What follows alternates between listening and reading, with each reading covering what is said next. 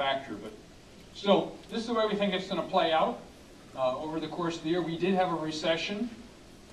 DC was negative back here in 01. We weren't.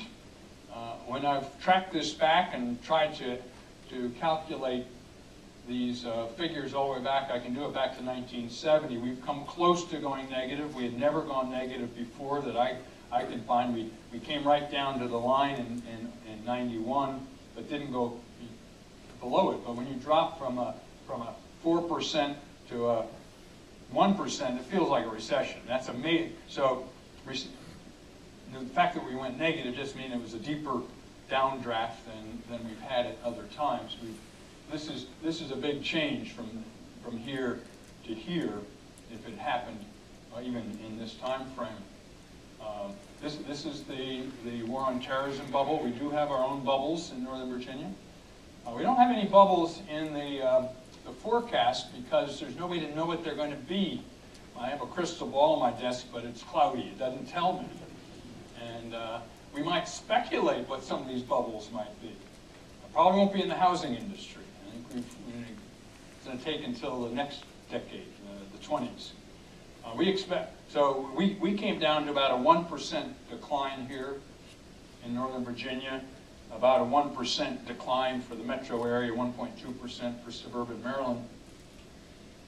Significant, just because it points out how deep and widespread the hurt was, but it also may suggest that we're beginning to be a little bit more cyclically sensitive like other economies. We're clearly protected still by the federal presence here. We're coming out of this pretty quickly because of the kind of an economy we have. The federal presence certainly is helping us, and Northern Virginia typically outperforms the rest of the economy by a point or so as they move forward. The smoothness of this is in line with what we expect of the, this is suburban Maryland and the metropolitan area. They're right on each other's line in DC. The smoothness is what the same pattern that we see at the national level is that we just think everybody is projecting fewer distortions in the economy than what we've had in the past. Why didn't the DC go negative? Their economy is much more tied into federal spending, which increased. So their retail sector is smaller. Most of DC residents' retail spending occurs in the suburbs. So they may have pulled back, but it didn't hit the DC stores as much as it did our stores.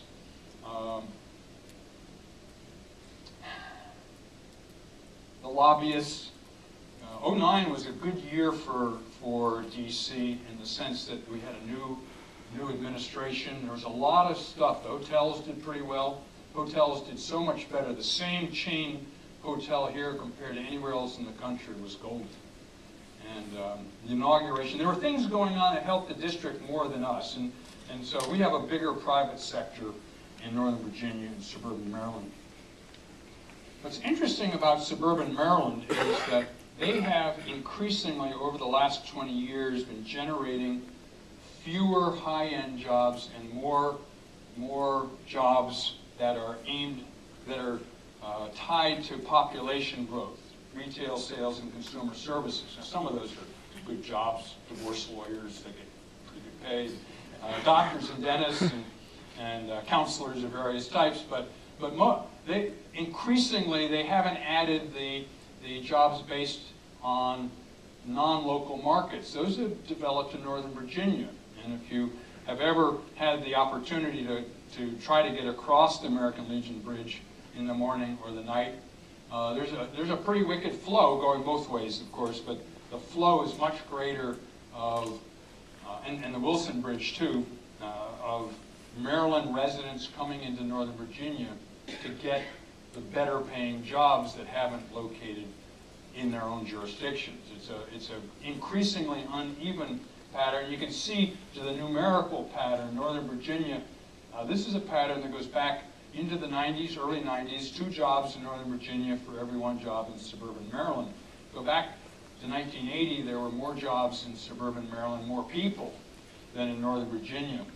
Go back to 1970, they had a 35% of all of these jobs, and we had 27%. Now we have 46, and they have 33%. But our population base hasn't kept up to our job base, and so increasingly, if you're looking for workers, you're going to have to deal with workers who have to commute because more and more of them don't live here, or a growing share of the workers in Northern Virginia tend to live somewhere else. There's not enough room for them. We don't build as many houses. In any event, we think we're somewhere pretty close to what we expect here, 32,000 jobs for the year. And if we just went with September, we're way ahead, but we had a couple months at the beginning of the year with no job growth, and we had much less. But I think we're close enough that I'm not messing with it until the final year number comes out. By mid-next year, we will have replaced all the jobs that we lost. Numerically, they won't be the same jobs. We won't start adding large number of construction jobs until mid-next year, and then they'll accelerate in 13 and 14 when you get a bunch of those as the residential market improves. And those are all sort of normal years, as best as you can tell, 13 and 14 here. Nationally, it's going to take until at least 14, maybe 15 to get the jobs back in number that were lost. 8 million or 9 million jobs that were lost. There'll be different jobs again, and we'll still have that unemployment rate that we showed. So this is the last one, and it sort of shows what we think the Washington metropolitan area. This difference here, there's always some difference. This difference was wider here. This is post 9/11, the war on terrorism, the wars and Homeland Security, a lot of extra federal spending. Federal spending in Fairfax County in 2002 was about $10 billion. By 2003, it was, or by 2009, it was $22 billion. You know, it more than doubled in that time, and Northern Virginia looks something like Fairfax County in this regard. We had our recession. We're coming out of this fairly smoothly with a margin of at least a percentage point here. We're going to deal with our unemployment rate much more readily. This is sort of interesting, though. It's something that I had to think about. First, I thought I had a mistake. And when I went back and looked at the number, this is next year. And it says next year economy at the national level will be not as good numerically as this year, which is sort of discouraging. It's going to be real money, though. There's no stimulus money left, and all of the inventories, they're up to where they need to be, and when they go down, you buy a little bit. You don't have to fill it all the way up from the bottom. So there's not a lot of inventory. So this is real economy here, and the difference between that point and this point is basically the withdrawal of all of the transfer payments that's been going out of the federal government. Food stamps, unemployment insurance, Medicare, some other transfers that end up in local governments via the state government, but starting with the federal government to support teachers and firemen and policemen. That's gone. And we just were less dependent on it because we're not as poor as other people. We don't have as much unemployment. Our 40% of the stimulus package was tax reductions. And many of us got those because they went to moderate income households. We don't have as many low and moderate income households here as other places. So it sort of shows that, in a sense, that our economy, again, in another way, is different. It's less dependent on transfer payments.